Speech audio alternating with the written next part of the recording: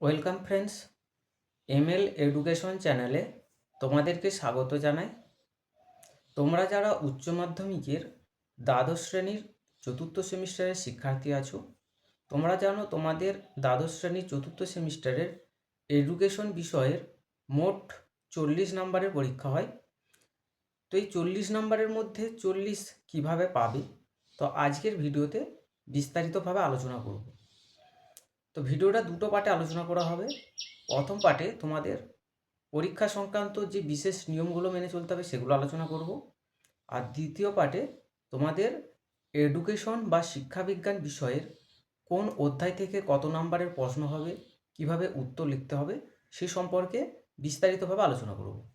তো ভিডিওটা খুবই গুরুত্বপূর্ণ হতে চলেছে।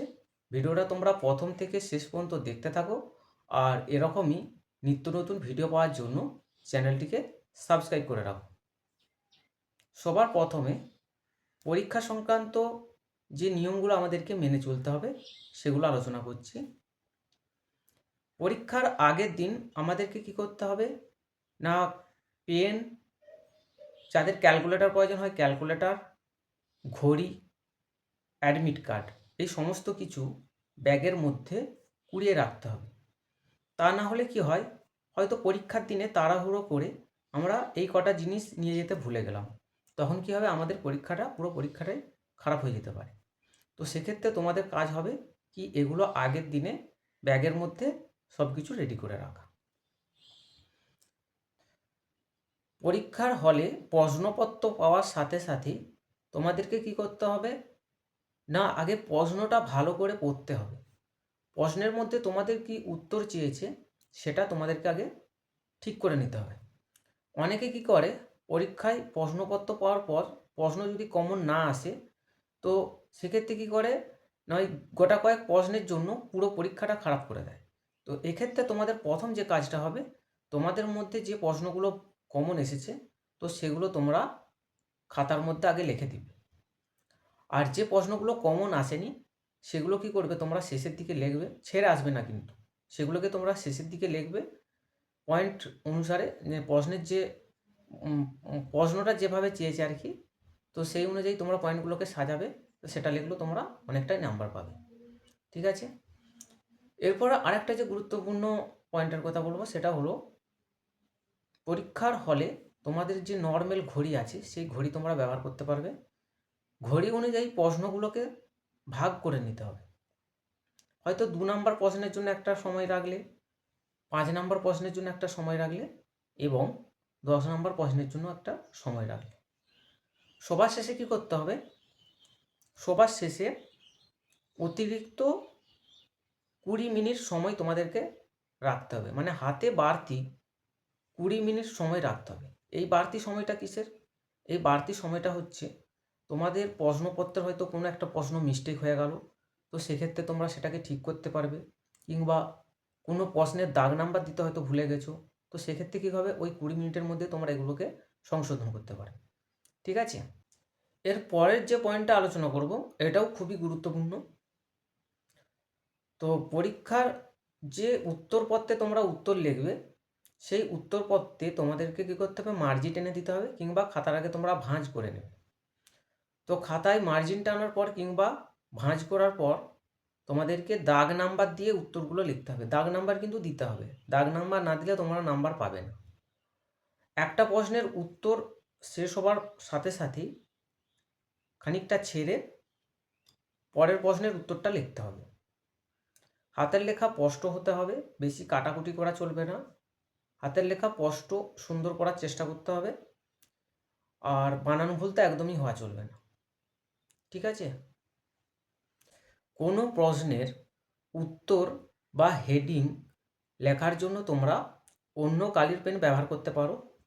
ধরো তোমরা নীল কালিতে পরীক্ষাটা দিচ্ছ, তো তোমাদের যখন হেডিং বা পয়েন্ট লেখার প্রয়োজন হচ্ছে তখন তোমরা কালো কালিতে সেই হেডিং বা পয়েন্টগুলো দেবে। কিংবা যদি তোমরা কালো কালিতে পুরো পরীক্ষাটা দাও, তার মাঝে হেডিং কিংবা পয়েন্ট ব্যবহার করার জন্য নীল কালির পেন তোমরা ব্যবহার করতে পারো। নীল এবং কালো কালি ছাড়া অন্য কোনো কালির পেন তোমরা ব্যবহার করবে না।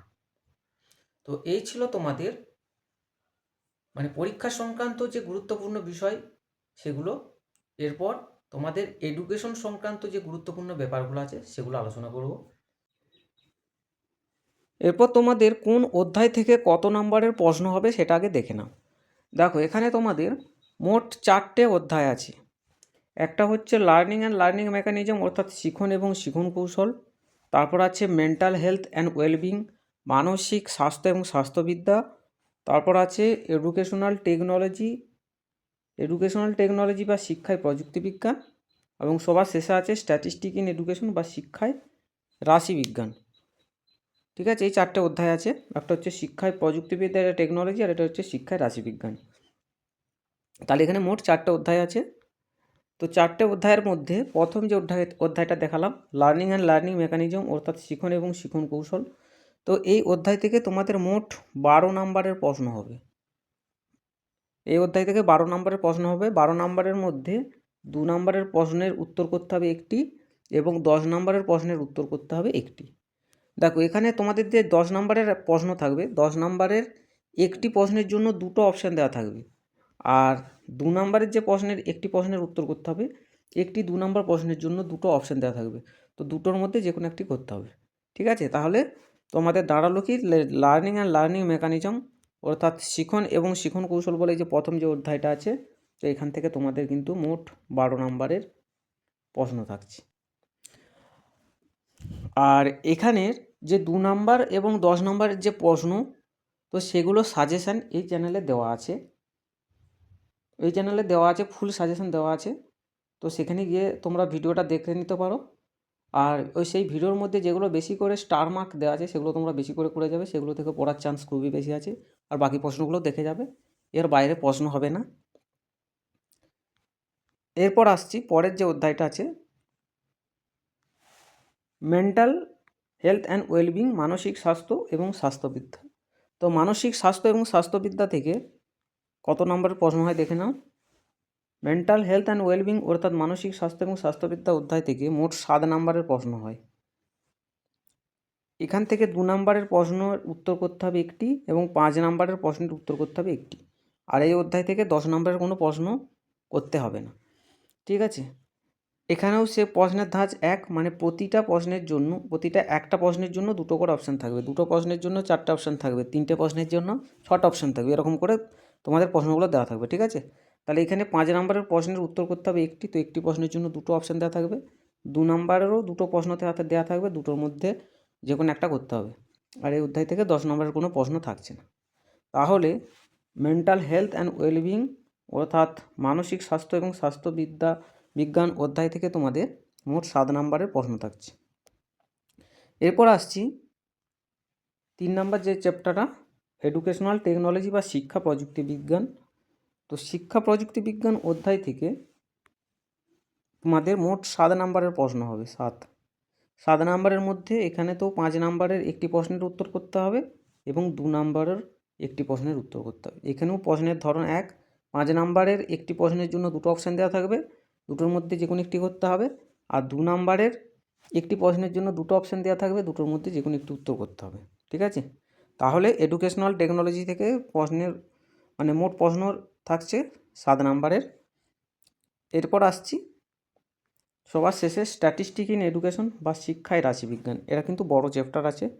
এটা থেকে দেখো স্ট্যাটিস্টিক ইন এডুকেশন বা শিক্ষায় রাশিবিজ্ঞান এই অধ্যায়টা থেকে তোমাদের মোট 14 নম্বরের কিন্তু প্রশ্ন হবে। সব থেকে বেশি নাম্বার কিন্তু এই অধ্যায়টা থেকেই থাকছে। তার মধ্যে তোমাদের 2 নম্বরের প্রশ্ন করতে হবে দুটি। তো 2 নম্বর প্রশ্নের জন্য 4টে অপশান দেওয়া থাকবে, 4টের মধ্যে থেকে যে কোনো দুটি করতে হবে। আর 10 নম্বরের প্রশ্নের উত্তর করতে হবে একটি। 10 নম্বর প্রশ্নের জন্য তোমাদেরকে দুটো প্রশ্ন দেওয়া থাকবে, তো এই দুটোর মধ্যে যে কোনো একটি করতে হবে। এটা ভালো করে খেয়াল রাখো, স্ট্যাটিস্টিক ইন এডুকেশন বা শিক্ষায় রাশিবিজ্ঞান বলে যে অধ্যায় আছে, এখান থেকে যে বড় প্রশ্নটা হয়, একটা হচ্ছে লিখিত প্রশ্ন হবে। তো লিখিত প্রশ্নের মধ্যে কেটে কেটে প্রশ্ন দিতে পারে, 2+8 7+3, 2+8 7+3 এরকম করে করে কেটে কেটে করে প্রশ্নগুলো দিতে পারে, কিংবা একবারে 10 নম্বরও দিতে পারে প্রশ্ন, লিখিত প্রশ্ন। আর আরেকটা হচ্ছে তোমাদের স্ট্যাটিস্টিক বা অঙ্ক সংক্রান্ত যে প্রশ্ন। তো অঙ্কগুলোর ক্ষেত্রেও তোমাদের সরাসরি 10 নম্বরের দিয়ে দিতে পারে, কিংবা 5+5 এরকম করেও দিতে পারে। একটা হয়তো 5 নাম্বারের প্রশ্ন দিল, তার সাথে হয়তো একটা লিখিত প্রশ্ন দিল, তো এরকম করেও তোমাদেরকে দিয়ে দিতে পারে। ঠিক আছে, এখানেও প্রশ্নের ধরন একটি 10 নাম্বার প্রশ্নের জন্য দুটো অপশান দেওয়া থাকবে, দুটোর মধ্যে যে কোনো একটি করতে হবে। আর এখানে আগেই বললাম যে দুটো প্রশ্নের জন্য 4টে অপশান দেওয়া থাকবে, তো 4টের মধ্যে থেকে যে কোনো দুটো করতে হবে। তাহলে এই অধ্যায় থেকে তোমাদের মোট থাকছে কত না 40 নাম্বার। স্ট্যাটিস্টিক ইন এডুকেশন বা শিক্ষায় রাশিবিজ্ঞান অধ্যায় থেকে ফুল মার্কস পাওয়ার একটা গোপন ট্রিক্স তোমাদেরকে বলে দিচ্ছি। দেখো, এই চ্যানেলে শিক্ষায় রাশিবিজ্ঞানের উপর একটা লাস্ট মিনিট সাজেশান দেওয়া হয়েছে। এই সাজেশানটা নয়, এই সাজেশানের আগে ঠিক একটা মানে প্রতিটি অধ্যায়ের উপর একটা ফুল সাজেশান দেওয়া আছে।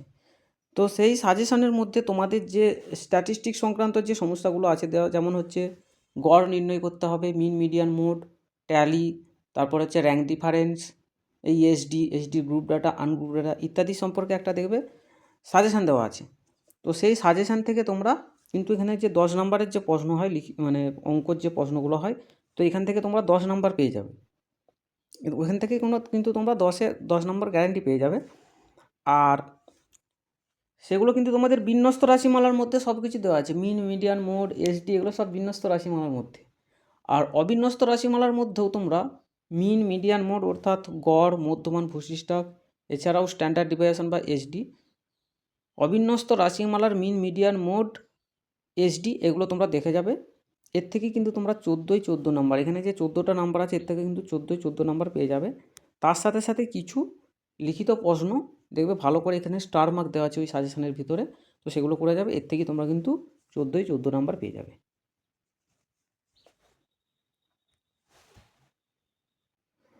আর আরেকটা কথা বলে রাখি, স্ট্যাটিস্টিক ইন এডুকেশন বা শিক্ষায় রাশিবিজ্ঞান বলে যে অধ্যায় আছে, তো এই অধ্যায়ের জন্য এই চ্যানেলে একটা প্লেলিস্ট তৈরি করা আছে। সেই প্লেলিস্টটার নাম হলো শিক্ষায় রাশিবিজ্ঞান দ্বাদশ শ্রেণী 4র্থ সেমিস্টার, এই যে সেমিস্টার 4 এডুকেশন। তো এই প্লেলিস্টে তোমরা সমস্ত প্রকার মানে তোমাদের দ্বাদশ শ্রেণীর এডুকেশন বিষয়ে সমস্ত প্রকার প্রশ্নের সমাধান তোমরা এখান থেকে পেয়ে যাবে।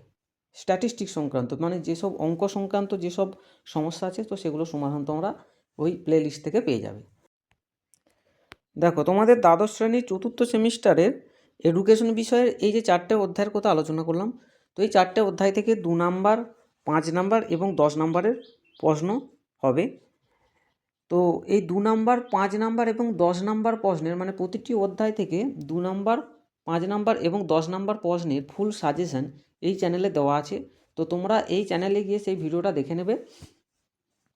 আর এখানে যে ওইখানের সাজেশনের মধ্যে যে 2 নাম্বারের প্রশ্নগুলো আছে, তো সেই প্রশ্নগুলোর উত্তর তোমাদের যে এবিটিএ টেস্ট পেপার বেরিয়েছে, সেই এবিটিএ টেস্ট পেপারে 2 নাম্বার প্রশ্নগুলোর মধ্যে ধরা আছে। আর এই চ্যানেলে এবিটিএ টেস্ট পেপারের প্রতিটি অধ্যায় এখানে বিস্তারিতভাবে আলোচনা করা আছে। তার মধ্যে তোমাদের 2 নাম্বার প্রশ্ন তো আছেই, 2 নাম্বার ছাড়াও 5 নাম্বার এবং 10 নম্বর প্রশ্নের সমাধানও কিন্তু এই চ্যানেলেতে করে দেওয়া আছে। তো সেই ভিডিওগুলো তোমরা দেখে নেবে, এগুলো থেকে তোমরা সমস্ত প্রকার প্রশ্নের কমন পেয়ে যাবে। এখানে ক্যালকুলেটর সংক্রান্ত একটা গুরুত্বপূর্ণ কথা বলে রাখি। তো তোমরা এডুকেশনের অঙ্কের সমাধান করার জন্য নর্মাল যে ক্যালকুলেটর আছে সেগুলো তোমরা ব্যবহার করতে পারবে। সায়েন্টিফিক ক্যালকুলেটর তোমরা কিন্তু ব্যবহার করতে পারবে না। নর্মাল যে ক্যালকুলেটর আছে তো সেটা ব্যবহার করতে পারবে।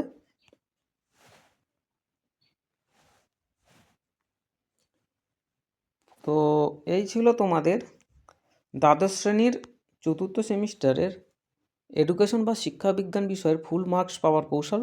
তো এখানেতেই ভিডিও শেষ করছি, পরের এপিসোডে আবার দেখা হবে। আর ভিডিওর মধ্যে যদি কোথাও কোনো ভুল হয়ে থাকে তো কমেন্ট করে অবশ্যই জানিয়ে দেবে।